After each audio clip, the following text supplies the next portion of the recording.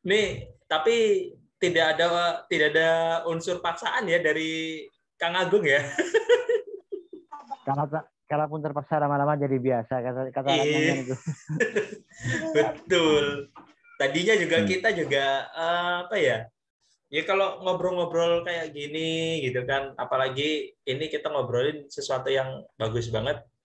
Kayaknya kurang afdol kalau nggak ketemu langsung gitu, ngobrol langsung gitu. Aduh.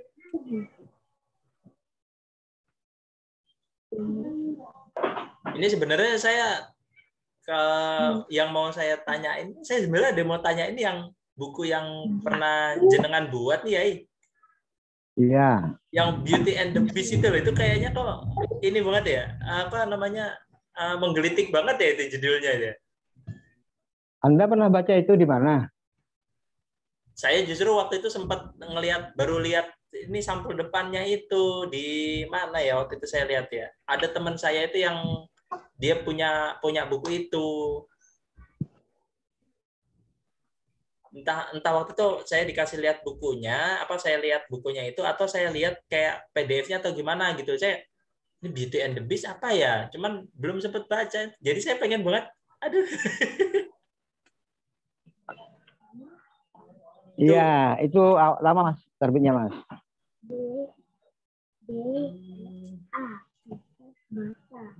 itu ada hubungannya sama eh, apa namanya sama hobinya jenengan sebagai ini ya, sebagai bismania ya. Iya, betul.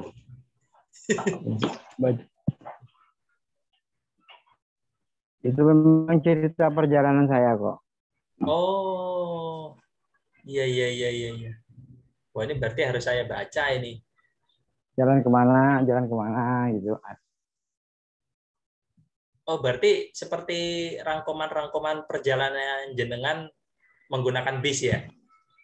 Betul. Waduh, ini saya sih memang bukan bismania sejati, tapi suka naik bis ya. Jadi pengen baca itu. Oh,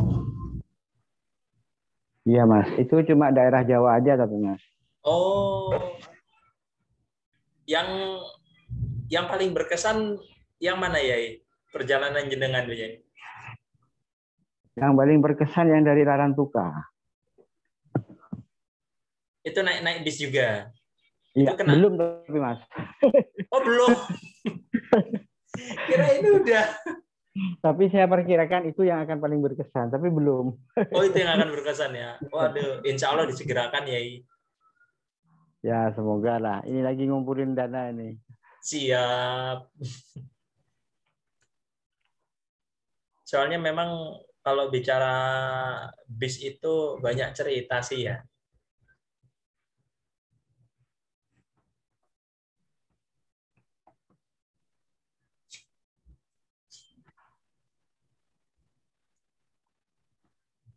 Mbak Waduknya.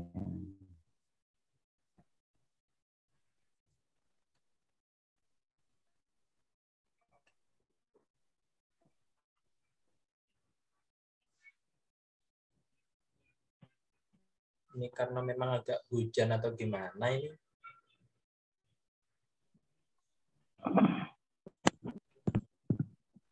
Tiga NL.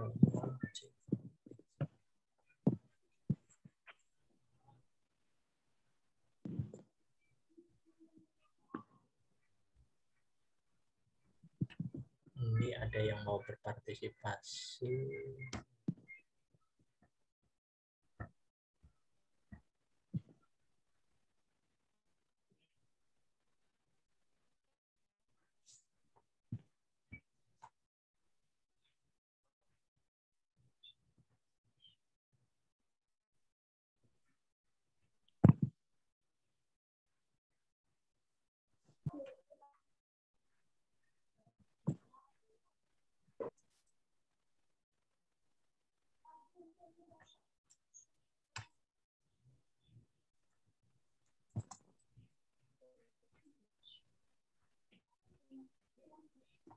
Ini kurang bagus. Sinyalnya ya ya. Di sini juga sedang hujan sih, Ai.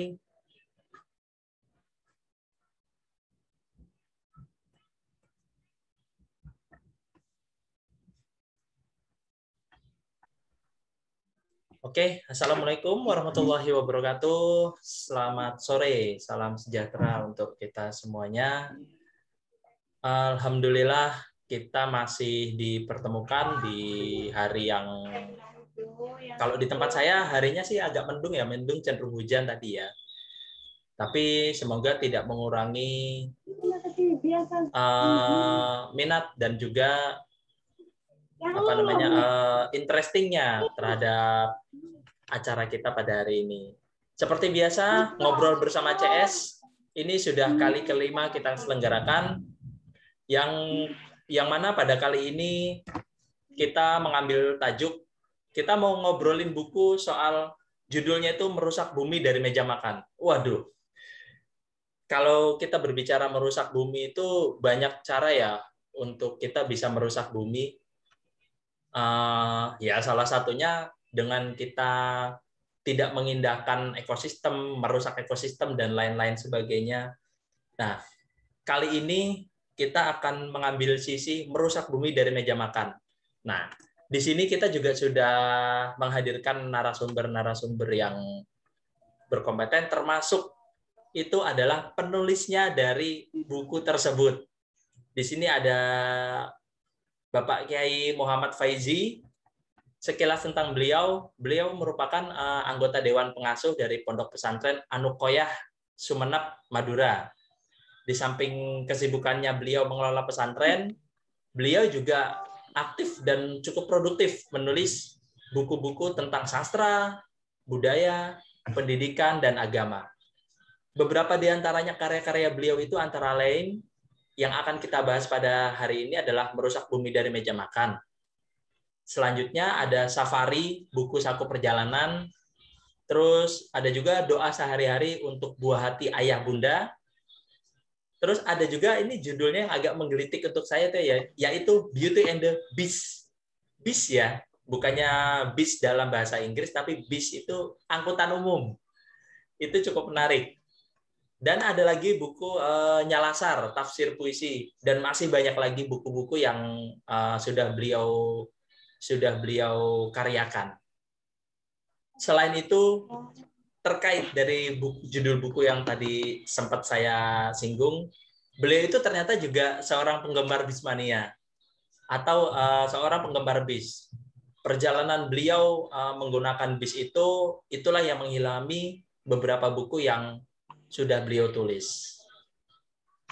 Ada yang menarik juga. Beliau ini juga merupakan penyuka musik rock. Waduh, jarang-jarang ya. Ada yang menyukai musik rock, tapi juga seorang penulis. Dan juga yang paling saya kagumi dari beliau itu juga merupakan penggemar mobil-mobil tua, atau biasa kita menyebutnya itu mobil tua bangka. Mobil tua bangka, tapi tenaga muda ya, tergantung yang merawat sih.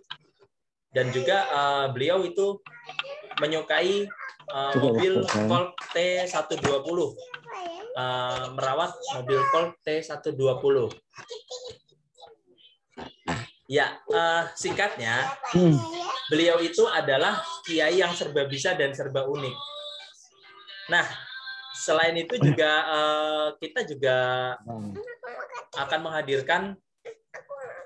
menghadirkan seorang dosen yang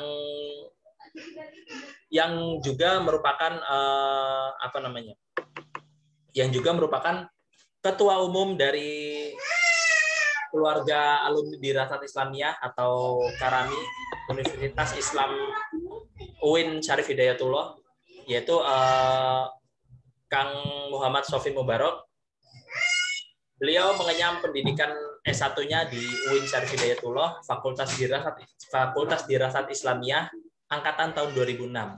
Selain itu, beliau juga telah selesai mengenyam pendidikan S2-nya di IAI Ibrahimi Sukorejo Situbondo, jurusan Hukum Islam. Nah, pada saat ini beliau sedang menempuh pendidikan S3 di UIN Syarif Hidayatullah. Dan sekarang beliau bekerja sebagai dosen di IAIN Syekh Nurjati Cirebon. Singkat saja, ini saya mungkin akan mengajukan beberapa pertanyaan nih untuk Pak Yai. Dan sebelumnya mungkin saya ingin mengucapkan terima kasih kepada seluruh peserta yang sudah bersedia berpartisipasi dalam kegiatan atau dalam ngobrol online pada hari ini. Nah, ini pertanyaannya untuk Yai nih. Mohon diceritakan dong. Gimana Yai? Oke, sudah siap ya? Ya, enggak. Suaranya bisa terdengar. Ya. Suaranya oke, suara jenengan sudah aman Yai. Oke. Saya ingin bertanya nih. Yang pertama, mohon dong diceritakan apa yang mendorong jenengan untuk menulis buku ini. Terus apa saja sih sebenarnya yang dibahas di dalam buku Merusak Bumi dari Meja Makan ini, Yai? Monggo, silakan. Assalamualaikum warahmatullahi wabarakatuh. Waalaikumsalam warahmatullahi wabarakatuh. Mas, kayaknya kurang agak miring Mas. Alhamdulillah, senang sekali pada kesempatan kali ini saya bisa bergabung dengan CS5 dari Graisena untuk diskusi buku saya yang berjudul Merusak Bumi dari Meja Makan. Buku itu merupakan kumpulan esai yang memang saya rencanakan sejak beberapa tahun yang lalu. Jadi bukan sekadar kumpulan esai yang kemudian saya pilih dari beberapa artikel ataupun esai yang saya terbitkan di blog, di media sosial, di portal dan di tempat yang lain menjadi buku. Bukan seperti itu. Artinya proyek esai tentang lingkungan, khususnya makan ini memang saya rencanakan dari awal, tapi memang tidak berbentuk terstruktur seperti skripsi atau buku-buku umumnya. Ini murni hanya kumpulan esai satu tema, kira-kira begitu. Tema besarnya ya tetap tema sampah, dan yang tema spesifiknya itu sampah yang berasal dari meja makan. Kemudian agar tidak seperti yang dilakukan oleh National Geographic ataupun yang lain, saya harus memberikan sentuhan yang lain terhadap buku ini. Apa itu? Sentuhan tasawuf. Karena dalam Islam kita mengenal etika makan itu dibahas secara detail, secara rinci dalam kitab-kitab tasawuf. Misalnya dalam kitab Risalatul Muawana, Maraqiyul Ubudiyah, Bidayatul Hidayah maupun Sirajul Talibin. Semuanya itu dibahas secara lengkap, rinci, bahkan sangat dalam.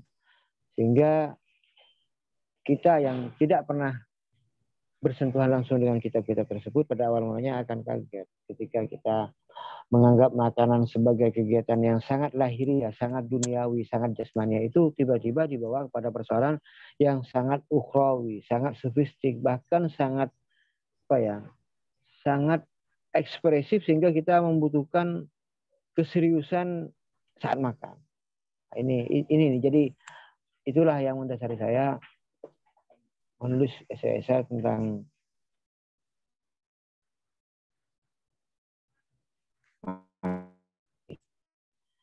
juga buku karangan masalah sehat, makanan sehat dalam Al-Quran yang di situ membahas makanan-makanan yang disebutkan dalam Al-Quran. Intinya karena dia dari IIK, jadi tentunya semacam tafsir tematik. Ya. Dari situ juga saya kemudian berpijak untuk membahas pandangan Islam secara umum terhadap kita mungkin menemukan, atau saya mungkin yang belum menemukan pembahasan Islam tentang sampah dan limbah secara spesifik. Tentang kerusakan lingkungan secara umum, iya memang ada, banyak bahkan. Tapi tentang makanan secara spesifik, berikut limbahnya. Yang kita temukan hanyalah aturan-aturan bagaimana kita menghargai makanan, bagaimana cara kita makan, bagaimana kita berterima kasih kepada pemberi makan, berterima kasih kepada rezeki yang telah diberikan, itu saja. Tapi itu pun saya pikir sudah menjadi mohon dari yang dan dasar bahwa kita itu berterima kasih karena mendapatkan makanan, mendapatkan kesehatan. Gitu Mas. Itulah yang menjadi awal pemikiran saya untuk menulis Merusak Bumi dari Meja Makan. Tapi begitu artikel-artikel tersebut saya sebarkan di beberapa portal, ditulis di media sosial, di beberapa majalah, dan tidak diterbitkan sampai akhirnya ada penerbit Cantrik namanya, mungkin salah satu krunya hadir di dalam acara ini, siapa tahu hadir ya, semoga hadir menerbitkannya. Jadi inisiasi untuk menerbitkan itu pernah saya lontarkan kepada beberapa penerbit dan ternyata yang paling cepat bersambut gayungnya itu dari Cantrik. Itu saja Mas, terima kasih. Iya. No, wah cukup menarik juga ya. Jadi, nah terus gini ya, saat ini kan kita sedang menghadapi realita nih, di mana dalih kepraktisan itu membuat perilaku tak ramah lingkungan menjadi mainstream, menggeser kearifan lokal yang lebih ramah lingkungan. Misalnya seperti penyajian AMDK atau air minum dalam kemasan. Ya. Alih-alih menggantikan air matang dalam teko dan gelas. Terus makanan tradisional seperti umbi-umbian itu diganti dengan snack atau makanan ringan yang dikemas dengan plastik. Untuk mengarus utamakan kembali kearifan lokal itu pasti akan butuh effort yang lebih besar nih, Yai. Terutama untuk masyarakat-masyarakat urban yang sudah terbiasa dengan kepraktisan itu tadi. Terus menurut pandangan Yai, apa saja sih kiat-kiat yang bisa kira-kira yang bisa menstimulasi perubahan-perubahan perilaku itu, Yai?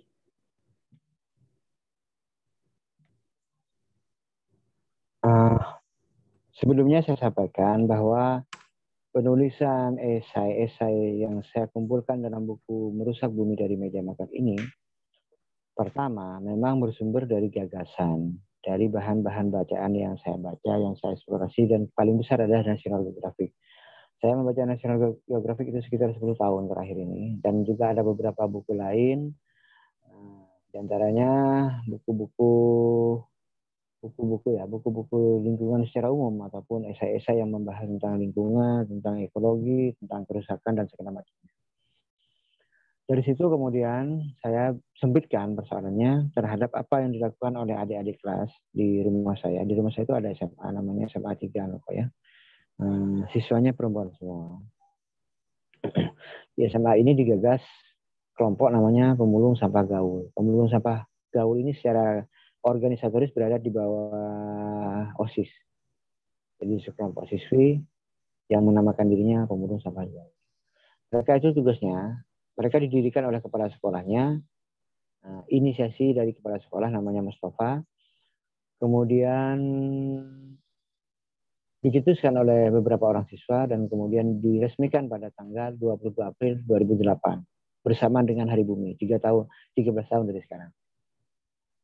Mereka tugasnya membuat kegiatan-kegiatan dan sosialisasi tentang jenis-jenis sampah plastik, limbah plastik, dan bahaya limbah plastik kepada siswa. Karena berkembang, kemudian mereka berkembang kepada masyarakat sekitar, ngundang acara di hajatan, di acara malam Kamisan, di acara hari Selasaan, hari Jumatan gitu, pertemuan-pertemuan rutin di masyarakat. Kemudian mereka juga menggandeng dengan mahasiswa kampus, jadi kalau ada KKN dan kuliah kerja nyata, ataupun dengan kelompok-kelompok sekolah lain yang masih terjangkau, mereka bikin jaringan. Dari kegiatan yang semula adalah untuk memperkenalkan bahaya sampah plastik, berkembang menjadi bagaimana mendaur ulang dan mendaya gunakan limbah plastik. Tapi ini mainstream, ini udah biasa di mana. Setelah itu kemudian mereka berkampanye tentang pengendalian sampah plastik. Dan sekarang kayaknya kita sudah tiba di masa puncaknya, benar mengendalikan tapi hampir anti sampah plastik. Jadi di tempat kami, khususnya di sekolah ini, di sekolah SMA 3 Nagoya, siswa banyak Mas, sekitar 200 orang, tapi tempat sampahnya cuma ada 2. Kenapa? Karena kami sudah bisa mengendalikan limbah plastik. Di dalam sekolah itu nggak ada AMDK, nggak ada. Terus limbah-limbah begitu nggak ada lah, Bu. Jadi kalau kami bikin acara, biasanya menggunakan makanan produk lokal, baik dengan membeli pada tetangga ataupun dengan bikin sendiri, ngambil dari umbi-umbian yang kami tanam di belakang. Gitu. Dan bagaimana cara kita untuk mengembalikannya, saya nggak tahu. Kita kayaknya sudah menjadi generasi gagal. Ya, gitu Mas, terima kasih. Mungkin kalau dari sisi yang lingkup lebih luas, mungkin agak sulit ya untuk kita mengendalikan kalau kita hanya bergerak sendiri ya, iya. Nah, tapi menurut Yai, ada nggak sih kiat-kiatnya atau bagaimana sih sebaiknya pengelolaan sampah itu minimal untuk di tingkat rumah tangga aja gitu? Misalnya apa nih supaya kita bisa mengurangi sampah-sampah plastik itu, Yai?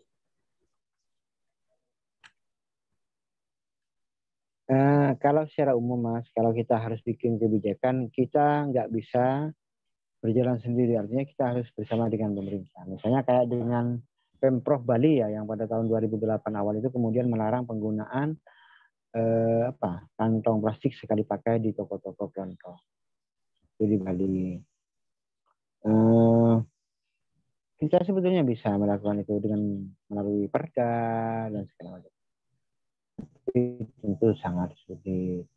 Bisa, cuma sulit. Terus di tingkat yang lain sebetulnya, lembaga-lembaga yang lain, kita secara personal dengan organisasi itu sebetulnya bisa berkampanye secara preventif. Artinya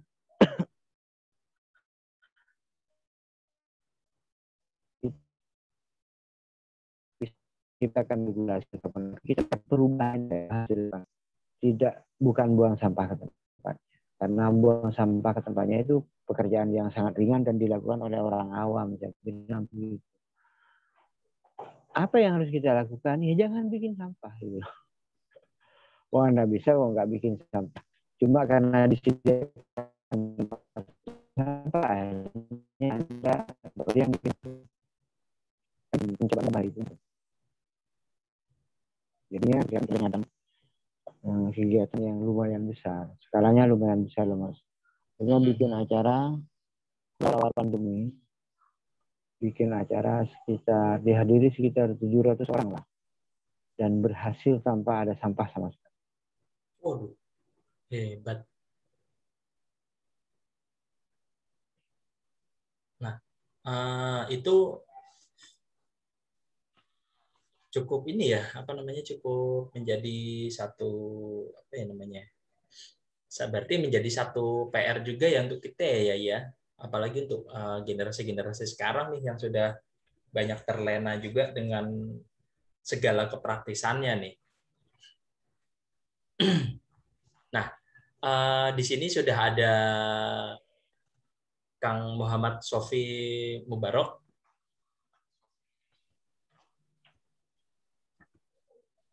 Assalamualaikum, Kang Sofi. Assalamualaikum warahmatullahi wabarakatuh. Waalaikumsalam warahmatullahi wabarakatuh. Waduh, wajah tampannya akhirnya terlihat ini. Saya ini. Assalamualaikum juga kepada Laura Faizi. Bagaimana kabarnya, Laura? Mudah-mudahan sehat. Waalaikumsalam warahmatullahi wabarakatuh. Sehat di masa injury time ini. Ya. Nah, mungkin sekilas nih mengenai Kang Muhammad Sofi ini, beliau juga memiliki beberapa karya tulis. Salah satu diantaranya atau beberapa diantaranya itu seperti Kerangka Fikih Imam Al-Syafi'i dalam membangun mazhab moderat. Itu dan juga Restorasi Fikih, analisis kritis atas buku Islah Al-Faqih karya Dr. Haitham bin Fad Al-Rumi dari Al-Bukhari Institute itu di tahun 2015. Dan yang terakhir ini adalah buku kontroversi dalil-dalil khilafah, itu yang diterbitkan oleh Pustaka Harakatuna di tahun 2017. Nah, ini sekarang kita membicarakan buku Merusak Bumi dari Meja Makan nih, Kang nih. Nah, ini tentunya menarik sekali nih untuk dibahas nih.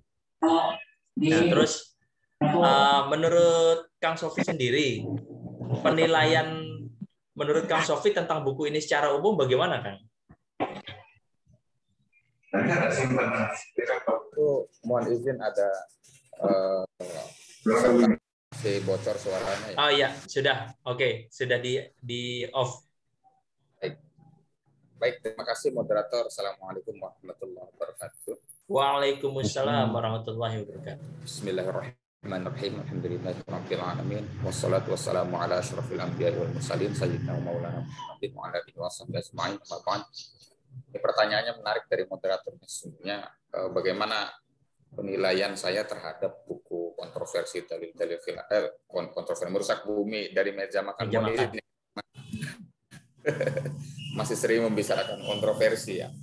Jadi soal buku Laura Faizi ini saya kira menarik karena dia memberikan satu gambaran yang luar biasa tentang bagaimana kerusakan lingkungan, tentang perebutan sumber daya pangan dan seterusnya dalam perspektif ajaran Islam, dalam perspektif sufistik, sesuatu yang mungkin tidak terfikirkan, menjelaskan tentang hal-hal yang ada di keseharian kita, terutama soal makanan. Kita berbicara soal makanan ini kan selalu berbicara tentang pemenuhan perut ya.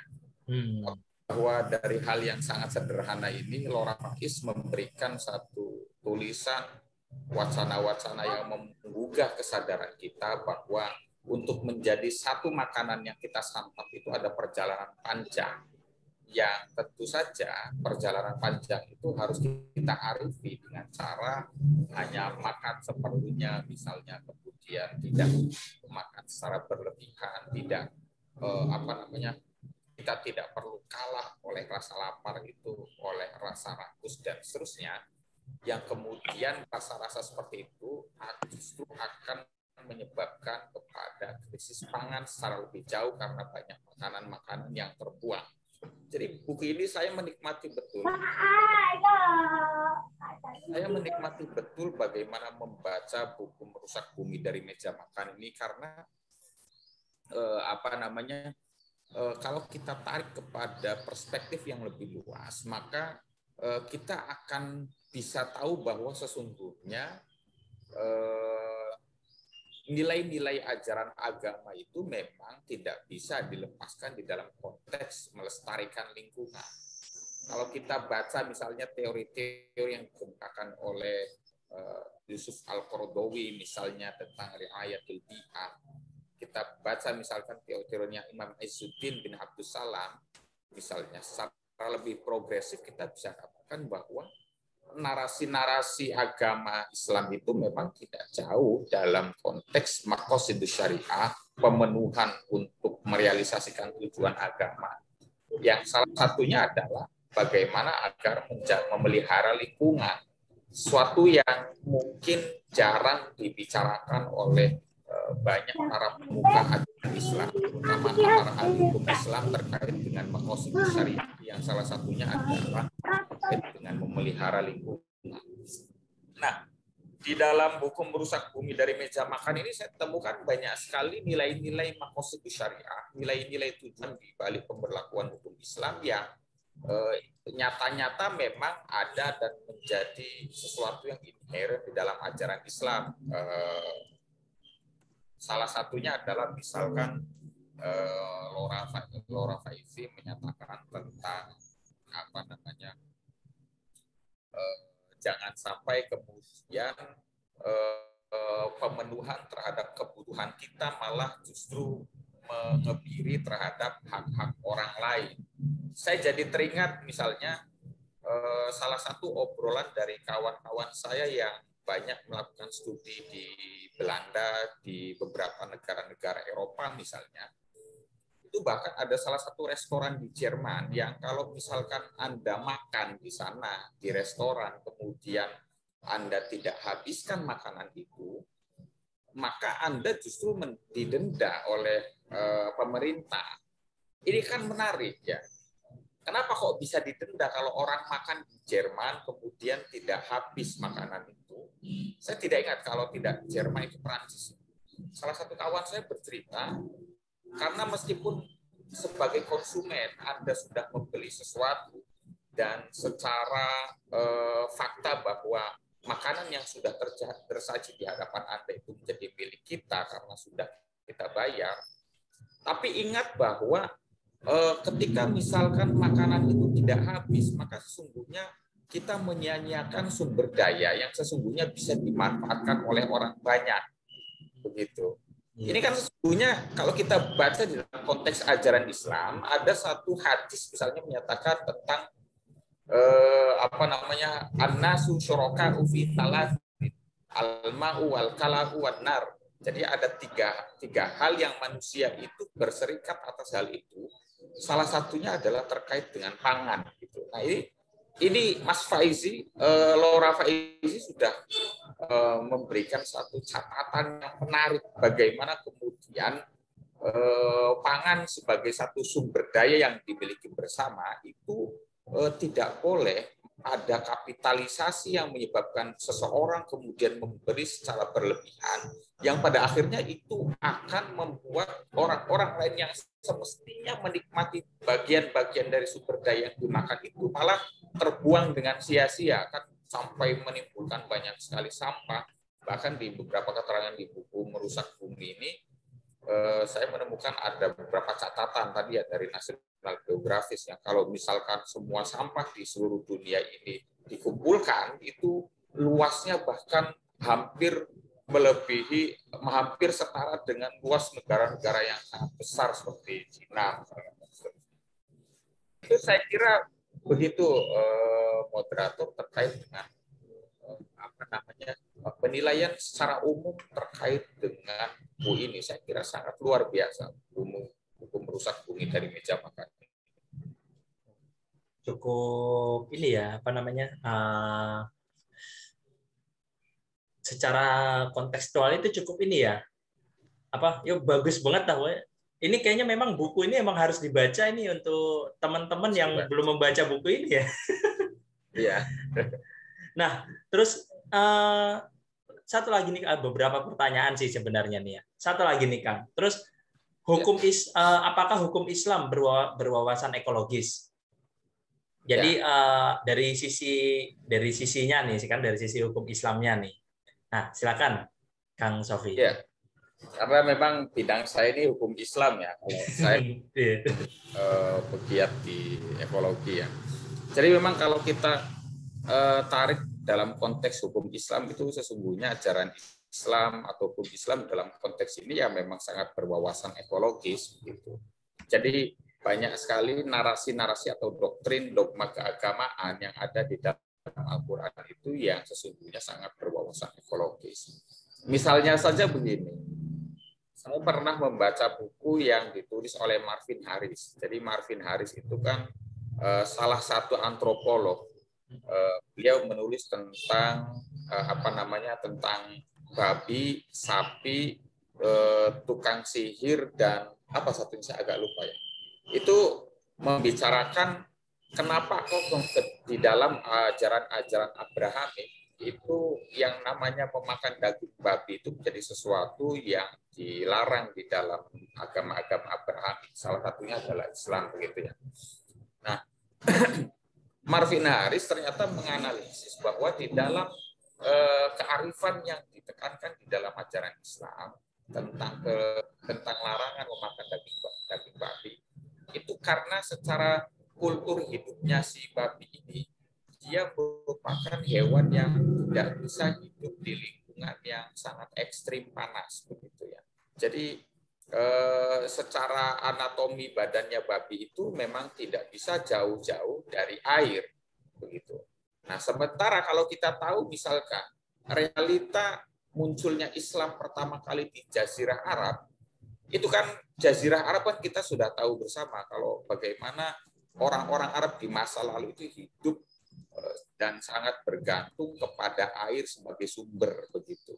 Kan kita tahu orang-orang Arab di masa lalu itu kan mereka hidupnya nomaden, berpindah dari satu tempat ke tempat yang lain. Nah, seringkali tempat-tempat yang menjadi favorit bangsa-bangsa Arab di masa lalu itu kan adalah tempat-tempat yang banyak menyimpan sumber air itu. Karena itulah, menurut Marvin Harris, ada satu argumentasi logis mengapa kemudian Islam melarang babi, karena jika babi ini diternak, maka jelas dia menjadi pesaing utama dari manusia untuk dalam memperebutkan sumber daya begitu. Nah, selain karena persoalan babi juga yang tidak bisa jauh dari air sebagai sumber kehidupan dan juga karena untuk mendinginkan badannya, babi juga sebagaimana kita tahu dia tidak memakan tumbuh-tumbuhan sebagaimana yang dimakan oleh hewan-hewan ternak yang lain. Misalkan dia bisa hidup dari rumput dan seterusnya, tapi babi tidak. Babi itu karena memiliki pigmen yang hampir sama dengan manusia kulitnya dan juga nutrisi yang dibutuhkan oleh babi itu, maka dia memakan biji-bijian dan segala tumbuh-tumbuhan yang memiliki nutrisi yang secara langsung dikonsumsi oleh manusia. Oh. Ya, jadi secara jelas Marvin Harris tadi menyatakan bahwa kemudian ajaran Islam ternyata di dalam beberapa doktrinnya itu sudah jelas mengarus utamakan tentang ekologi, bagaimana jangan sampai terjadi perebutan sumber daya antara manusia dengan hewan gitu ya. Atau secara lebih jauh lagi adalah antara manusia itu sendiri. Jadi kalau berbicara apakah hukum Islam sangat berdimensi terhadap ekologi, saya kira ya. Karena itulah misalnya di dalam sejumlah ayat-ayat Al-Quran banyak sekali menyatakan larangan-larangan atau bagaimana kemurkaan Tuhan kepada orang-orang yang merusak tumbuh-tumbuhan, hewan ternak dan seterusnya. Misalnya ada ayat yang menyatakan wa idza tawalla sa'a fil ardi liyufsida fiha wa yuhlikal harsa wan nasl wallahu la yuhibbul fasad, misalnya seperti itu. Nah, itu ayat itu secara tegas menyatakan jangan sampai kemudian orang-orang itu berjalan di muka bumi sembari melakukan kerusakan terhadap lingkungan, binatang ternak dan seterusnya begitu ya. Bahkan kalau kita tarik di dalam teori hukum Islam sendiri, di kitab-kitab fikih di lingkungan pesantren sebagai kitab fikih yang diadopsi, kalau di dalam istilah pesantren itu kan ada al-kutub al-mutabannat wal mu'tabaroh begitu ya. Jadi kitab-kitab mu'tabar itu banyak sekali wawasan ekologi yang ada dalam narasi hukum Islam. Salah satunya misalnya tentang larangan kita untuk merusak tanaman ketika kita melakukan peperangan dengan orang-orang kafir misalnya. Itu jelas tertulis di dalam kitab-kitab fikih. Jadi ala kulli hal kalau berbicara tentang bagaimana narasi hukum Islam soal wawasan ekologi itu, saya kira kita memiliki banyak sekali contoh-contoh bagaimana sesungguhnya hukum Islam itu sangat menekankan tentang riayatul biyah sebagai bagian dari maqasid syariah yang mungkin perlu diarus utamakan karena itu menjadi tantangan manusia Muslim kontemporer saat ini. Saya kira begitu, moderator.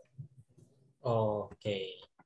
Jadi memang banyak keterkaitannya ya kalau apa yang di dalam buku ini dengan pandangan dari sisi hukum Islamnya sendiri. Termasuk tadi salah satunya adalah yang menarik itu yang saya tangkap itu mengenai mengenai babi itu sendiri ya. Mungkin bagi masyarakat awam itu yang hanya dari lahir itu taunya oh ya kita makan babi haram, kita makan ini haram. Tapi ternyata di dalam konteksnya itu di situ memang dijelaskan ternyata bahwa kenapa kita diharamkan karena kalau nanti dihalalkan dan babi itu diternak malah jadi bisa bersaing dengan kita yang apa yang memakan gitu ya. Iya. Jadi Iya. cukup menarik juga sih sebenarnya. Nah, terus nah, terkait dari itu, ini adalah yang ingin saya tanyakan nih, Kang. Di part atau di bagian mana nih dari buku Merusak Bumi dari Meja Makan ini yang paling banget Kang Sofi itu favorit deh? Nih, Ya. silakan. Jadi kalau ditanyakan bagian mana yang favorit ya, menurut saya hampir sebuah bagian itu merupakan sesuatu yang saya sukai. Karena apa? Karena bagaimana kita bisa menemukan satu nilai-nilai transendental terhadap isu-isu lingkungan yang selama ini tanda kutip ya selalu menjadi wacana orang-orang yang mungkin tidak banyak mengetahui secara mendalam terkait dengan teori-teori agama kan gitu. Tiba-tiba ada seorang kiai yang menulis berdasarkan perspektif keagamaannya, perspektif transendental sufistiknya, menulis isu yang berkaitan dengan kita sehari-hari. Jadi bagi saya itu adalah suatu yang luar biasa di hampir semua bagian di dalam buku ini. Tapi yang paling favorit kalau ditanyakan mana sesungguhnya bagian dari buku ini yang paling favorit. Yang paling favorit bagi saya adalah justru karena kalau citranya tentang sufistik itu hampir semuanya ada di dalam narasi buku ini ya. Tapi yang bagian favorit bagi saya adalah tentang penggunaan sampah plastik dan sedotan gitu. Jadi itu betul-betul menohok bagaimana satu proses produksi yang demikian panjang, tapi kita tidak sadari bahwa umurnya itu hanya berapa detik begitu ya, sejak dibeli. Jadi buat saya kadang-kadang kita itu tidak betul apa yang disampaikan oleh Laura Faiz. Kadang-kadang kita terlalu memikirkan persoalan-persoalan yang sangat besar sehingga kita melupakan hal-hal kecil yang sesungguhnya hal-hal kecil inilah yang jika diakumulasi secara terus-menerus dia menjadi satu problem di masa yang akan datang dan akan menjadi satu bom waktu yang sewaktu-waktu dia akan menimbulkan satu persoalan besar. Nah, saya sangat mengafirmasi apa yang dinyatakan oleh Laura Faiz di dalam ini bahwa sekaligus menyadarkan kita semua bahwa umat Muslim selama ini di dalam menjalankan agama dan memiliki pandangan keberagamaan begitu ya, itu terlalu banyak terjebak pada hal-hal yang bersifat simbolik. Bagi seorang Muslim yang selama ini kita tahu kan bahwa kita dianggap sebagai orang yang memiliki kesalehan pribadi, orang dianggap saleh dan seterusnya jika ia sholat waktu kemudian dengan sholat sunnah yang sedemikian banyak, bersedekah dan seterusnya. Tapi kemudian pada aspek-aspek yang dianggap sesuatu yang profan mereka melupakan. Nah ini Laura Faiz di dalam banyak sekali narasinya itu menekankan bahwa kalau kita kembali kepada substansi beragama, justru substansi beragama itu ada pada hal-hal yang sangat kecil dan hal-hal yang dianggap sebelah mata banyak orang gitu ya. Mencontohkan kembali misalkan Laura Faiz mencontohkan bagaimana ada orang misalnya yang dia itu mengejar untuk mendapatkan pahala berjamaah misalkan, tapi kemudian dengan menerobos arus. Nah, Laura Faiz ini dengan sangat cerdas mengemukakan satu klausul yang bagi saya menarik, yaitu fikih jalan raya. Ini kan menarik ya, fikih jalan raya gitu. Kemudian Laura menyatakan bahwa kita selama ini tahu bahwa sholat jamaah itu kan sesuatu yang sunnah, bersifat sunnah gitu kan. Sementara menghindari kerusakan atau bahaya itu menjadi sesuatu yang wajib. Nah, dalam konteks seperti ini saja kita lupa begitu. Jadi ala kulli hal, saya kira buku Merusak Bumi dari Meja Makan bagi saya, orang yang memang selama ini bergelut dengan teori-teori usul fikih, teori-teori maqasid syariah, bagi saya ini menjadi satu hidangan lezat. Karena pada akhirnya ada semacam banyak sekali nilai-nilai aktual, isu-isu aktual, di mana teori-teori usul fikih yang sangat normatif dan transendental itu kemudian menjelma menjadi sesuatu yang sangat aktual terkait dengan jangan sampai kita membiarkan penggunaan sampah plastik yang berlebihan, bagaimana kemudian kita jangan sekali-kali melawan arus hanya karena untuk mengejar keutamaan, kesunahan misalnya. Itu kan menjadi hal-hal yang di dalam kitab fikih, di dalam teori hukum Islam itu banyak dikemukakan, dan saya sekali lagi saya sangat menikmati membaca buku ini. 3 hari saya baca ini sangat sembari menunggu hidangan berbuka puasa ya. Iya, sembari saya menunggu live di NU Channel, saya baca buku ini dan luar biasa saya menikmati betul. Dan secara pribadi juga saya mengucapkan terima kasih kepada Kang Agung dan Graisena ya, yang dalam konteks ini sudah mengundang saya untuk bisa turut mengomentari buku yang luar biasa baik ini, yang luar biasa melezatkan ini. Saya kira itu Kang Moderator, ulasan sedikit dari saya terkait dengan buku Merusak Bumi dari Meja Makan. Iya, wah ini berarti apa ya, untuk orang-orang, mungkin untuk orang-orang yang awam ini kayaknya menurut pandangan dari Kang Sofi sendiri, nah bahasanya ini cocok nggak sih untuk orang-orang yang awam gitu loh? Sangat cocok, sangat renyah. Sangat cocok ya? Sangat renyah.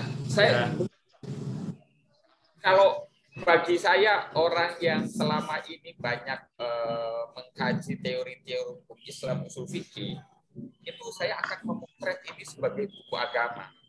Tapi bagi orang-orang awam, itu juga akan sangat mudah sekali untuk dipahami karena Laura Faizi menggunakan bahasa sehari-hari yang digunakan oleh kita semua ini. Jadi banyak sekali bahasa-bahasa slang yang digunakan, sehingga untuk orang-orang awam sekalipun yang tidak mengerti tentang isu-isu ekologi dan Islam, narasi-narasi sufistik, tasawuf dan seterusnya, itu tidak akan kesulitan memahami buku ini, apalagi harus sampai membacanya berulang-ulang sebagaimana kita membaca buku-bukunya Karen Armstrong misalnya tentang History of God. Saya kira buku ini akan sangat mudah sekali untuk dibaca oleh siapapun, semua kalangan.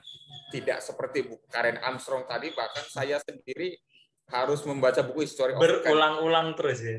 Berulang-ulang, dan 1 tahun saya baca full baru saya sedikit bisa memahami. Tapi kalau buku ini renyah betul, tidak perlu membaca berulang-ulang karena Laura Faizi ini menggunakan bahasanya juga bahasa-bahasa yang sangat mudah sekali untuk difahami. Saya kira itu. Waduh, ini berarti memang untuk teman-teman yang masih awam dalam bahasa-bahasa. Karena kan begini, membaca itu untuk zaman sekarang itu amat sangat eksklusif sepertinya ya, Kang ya. Itu amat sangat. Jadi bisa dibilang berarti untuk buku karya dari Yai Faizi ini itu amat sangat mudah dicerna mungkin bagi teman-teman yang baru ingin membaca ya. Iya, saya kira betul bahwa ini kalau di dalam misalkan ada teorinya Gadamer soal pre-understanding ya. Jadi al-maqamiyah. Ini teman-teman bandingkan dengan buku saya saja, misalkan kontroversi dalil-dalil khilafah. Kalau sebelumnya tidak mengerti tentang wawasan maqasid, itu saya yakin akan sulit betul untuk membaca buku saya itu. Tapi untuk orang-orang yang tidak memiliki tadi pre-understanding, orang tidak perlu mengerti dulu tentang teori-teori tasawuf. Orang tidak perlu mengerti dulu tentang teori-teori maqasid syariah, teori-teori tentang fikih, ekologi, dan seterusnya. Membaca buku ini tuh sudah menyediakan, jadi pintu masuknya itu sudah ada. Anda baca tentang merusak bumi dari meja makan. Tidak memiliki pemahaman sebelumnya tentang teori-teori tasawuf dan seterusnya. Tapi ketika Anda masuk dan berasik masuk dengan narasi bahasa merusak bumi ini, secara tidak sadar Anda sudah pelajari itu teori tasawuf. Bagaimana tentang ajaran agama, tentang fikih jalan raya, misalnya tentang fikih tasawuf, bagaimana bahasa narasi-narasi Imam Al-Ghazali yang kalau misalkan Anda makan, itu kan setelah selesai maka Anda jilat jari jemari, itu kan narasi-narasi yang ada di dalam kitab-kitab tasawuf, dalam Ihya Ulumuddin. Nggak kerasa Anda mempelajari tasawuf di sini tanpa perlu Anda tahu tasawuf. Jadi saya kira kalau tantangannya bahwa apakah buku ini akan sulit difahami untuk anak-anak muda sekarang, saya kira insya Allah tidak. Karena saya melihat di sini kecerdasan Laura Fahisi menggunakan narasi-narasi yang menghindari narasi-narasi yang terlalu akademis, yang terlalu ilmiah begitu ya, dengan bahasa-bahasa populer yang bersentuhan dengan bahasa-bahasa anak-anak muda saat ini. Nah, saya kira juga itu catatan saya terkait buku Merusak Bumi ini. Jadi buku ini saya sangat merekomendasikan terutama kepada anak-anak muda ini untuk memperkaya literasi, terutama literasi yang memang ada kaitannya langsung dengan persoalan yang dialami oleh kita semua, soal ekologi, soal lingkungan, dan seterusnya. Itu. Iya, berarti memang buku ini amat sangat cocok sekali ya untuk sebagai bahan asuhan kita, bahan nutrisi ilmu kita, terutama ini buat anak-anak muda yang sedang mencari bacaan-bacaan yang dengan bahasa-bahasa yang ringan, tapi isinya ini berbobot sekali ya, Kang ya. Ya, betul. Nah, oke. Ini sebenarnya banyak sekali yang ingin saya tanyakan ini, atau yang ingin saya bahas di sini bersama Kang Sofi, bersama Yai Faizi. Cuman mungkin memang waktu yang harus memisahkan kita untuk sementara waktu ini. Mudah-mudahan pada lain waktu nanti kita bisa ngobrol banyak lagi, kita bisa sharing lagi, kita bisa berbagi lagi. Nah, mungkin ini ada satu satu komentar dari Mbak Yovita ini sayang sekali ya belum baca bukunya. Tapi obrolan sore ini memunculkan pikiran dalam diri Mbak Yovita nih. Jadi begini, sejatinya bumi ini menghidupi kita. Menyampah itu mengganggu bumi, merusak bumi, menyakiti bumi. Ajarkanlah kepada anak-anak sejak kecil untuk makan secukupnya dan seperlunya. Yakinlah bahwa jika kita mengambil secukupnya, semesta akan terus memelihara kita karena kita telah memelihara semesta dengan tidak berlaku serakah dan menyampah. Wah, ini cukup bagus sekali nih.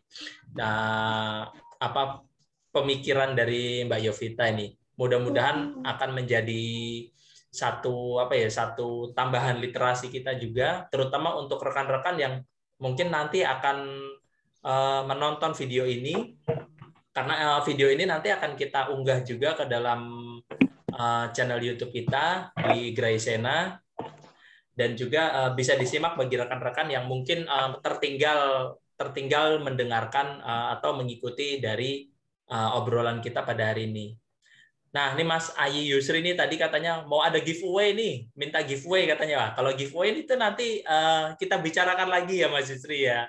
Tapi yang jelas sesuai literasi yang yang tadi diulas oleh Kang Sofi, buku ini wajib banget dibaca oleh teman-teman sebagai tambahan atau asupan ilmu-ilmu yang ilmunya sebenarnya ilmu berat ya Kang Sofi ya. Ilmu berat tapi dikemas secara ringan, dikemas dengan bahasa-bahasa yang mudah kita pahami bagi orang-orang awam. Oke. Mungkin sebagai penutup, nanti dari Kang Sofi lanjut ke Yai Faizi, apa yang ingin disampaikan terkait dari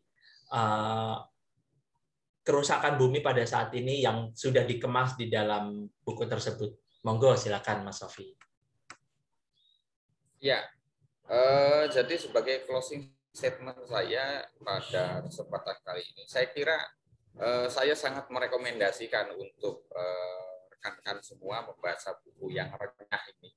Jadi bagaimana Mas Faizi bisa menyajikan satu makan hidangan yang sangat lezat dari bumbu-bumbu tasawuf, bumbu-bumbu fikih dan seterusnya, kemudian dikemas dengan narasi tentang isu lingkungan yang terhidang di hadapan kita menjadi satu makanan lezat yang memberikan nutrisi tambahan, sekaligus menyadarkan kita bersama bahwa penting bagi kita untuk menjaga bumi ini dari meja makan, dari hal terkecil yang kita lakukan sehari-hari. Jadi bagaimana mengurangi sampah plastik dan seterusnya. Kemudian yang kedua adalah saya juga menjadi tersadar bahwa buku ini mengajarkan kepada kita untuk ketika kita menjalankan ajaran-ajaran agama, maka janganlah kita hanya terfokus pada hal-hal yang bersifat ritual peribadatan. Tapi ketika Anda memakan sesuai dengan porsi Anda, kemudian Anda tidak membuang dari ajaran agama, juga yang krusial dan justru itu harus diutamakan di tengah cara pandang keberagamaan kita yang sangat kering dan sangat rigid, memandang bahwa agama hanya berada pada level-level ritual peribadatan, sholat, zakat, dan seterusnya, sementara mengabaikan satu fakta keberagamaan lain yang penting, yaitu tentang bagaimana kita memelihara lingkungan, riayatul bi'ah, yang oleh para ulama tentu saja riayatul bi'ah ini menjadi bagian dari upaya memelihara ajaran agama itu sendiri. Saya kira itu closing statement dari saya pada diskusi bedah buku kali ini. Terima kasih. Oke, terima kasih Kang Sofi. Nah, sekarang Yai, mungkin ada pesan-pesan dari Yai sendiri untuk kita nih yang generasi muda, bagaimana supaya kita tidak sampai merusak bumi dari meja makan. Monggo, silakan Yai. Terima kasih. Suara saya bisa terdengar nggak? Aman, bisa terdengar. Ya. Terima kasih atas apresiasi terutama kepada Kang Sofi yang telah memberikan apresiasi yang sangat bagus, sangat bangga, dan saya bahkan tidak menyangka ya mendapatkan apresiasi seperti itu. Ini sangat membanggakan dan saya sangat senang sekali. Kemudian closing statement saya terutama ya tentang sampah, itu sebetulnya sampah itu bisa kita kendalikan, terutama sampah plastik bisa dikendalikan. Kalau kita mungkin sama sekali ya mungkin susah, tapi kalau dikendalikan sangat bisa. Jadi misalnya kita menggunakan pemikiran mengendalikan dengan tidak membuat sampah, itu sudah cukup sebetulnya untuk modal tidak berkontribusi terhadap kerusakan yang lebih parah di dunia ini. Kemudian mengenai makanan, kita tetap berprinsip pada yang diajarkan oleh Islam. Bahwa ketika Colonel Sanders yang menemukan Kentucky Fried Chicken itu mengatakan bahwa it finger licking good, untuk menunjukkan betapa enaknya ayam goreng KFC itu, dia harus sampai menjilat-jilati jari jemarinya. Itu dalam pengertian yang literal. Tapi Islam yang metaforis. Tapi Islam mengatakan bahwa menjilat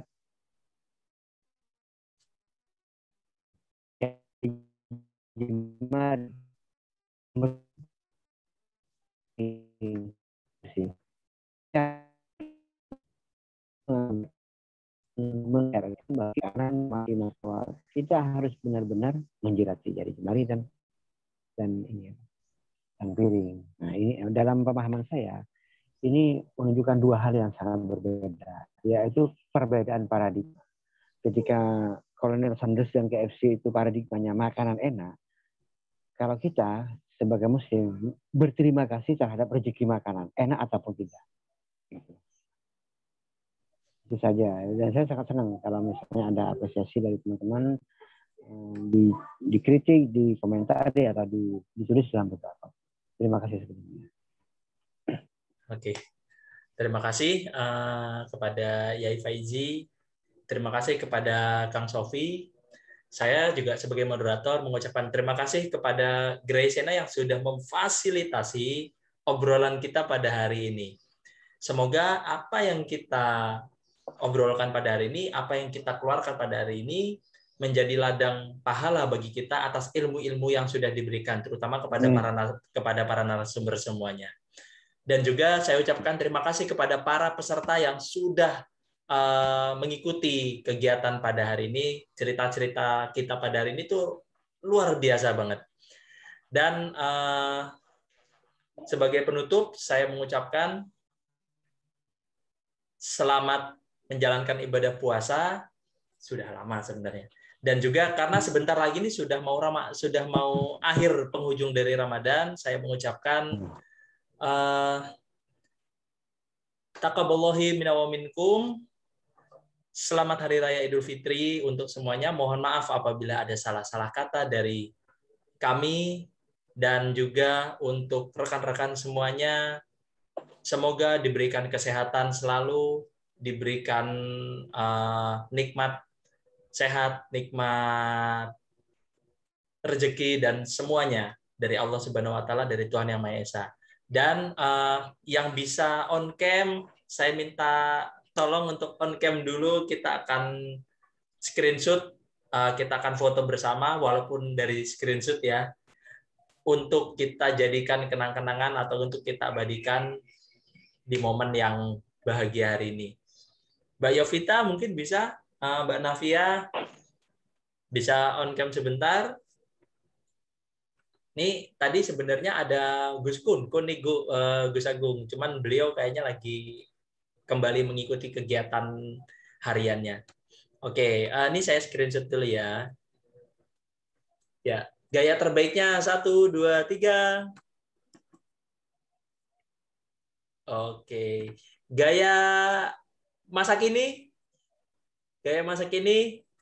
ya 1, 2, 3. Oke, terima kasih. Saya sebagai moderator mengucapkan terima kasih. Sampai jumpa di lain waktu. Sampai jumpa di kesempatan berikutnya. Sampai jumpa di ilmu-ilmu yang lebih bermanfaat lagi tentunya. Dan saya mengucapkan wassalamualaikum warahmatullahi wabarakatuh. Ngobrol bersama CS. Waalaikumsalam warahmatullahi Terima kasih, wabarakatuh. Ora Faizi. Mangga, mohon izin. Sama-sama, terima kasih.